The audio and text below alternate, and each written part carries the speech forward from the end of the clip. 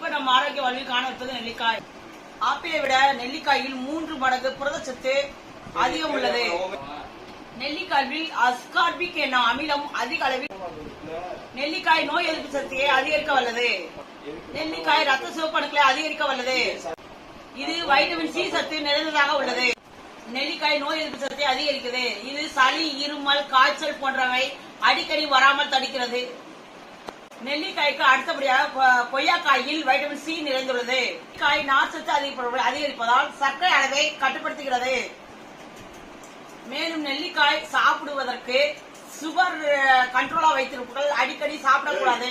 அடிக்கடி ரத்த சர்க்கரை அளவை குறைப்பவர்களும் நெல்லிக்காய் சாப்பிடக்கூடாது. காய்ந்த நெல்லிக்காயின் நன்மைகள் என்னென்ன? நெல்லிக்காயில் ஆன்டி ஆக்சிடென்ட் என்ற வேதிப்பொருள் உள்ளதால் அது நோய் எதிர்ப்பு சக்தியை அதிகப்படுத்தும். ஒரு நெல்லிக்காய் சாப்பிடுவதால் காய்ச்சல், இருமல், சளி போன்ற உடல் ஆரோக்கியம் ஏற்படும். 1 லிட்டர் நீரில் நெல்லிக்காய் சாறு கலந்து அருந்தலாம். நெல்லிக்காய் சாறு அருந்துவதால் ரத்த சோகை, குடல் நோய், சர்க்கரை அளவு, கண் பார்வை ஆகியவை நன்றாக மேம்படும்.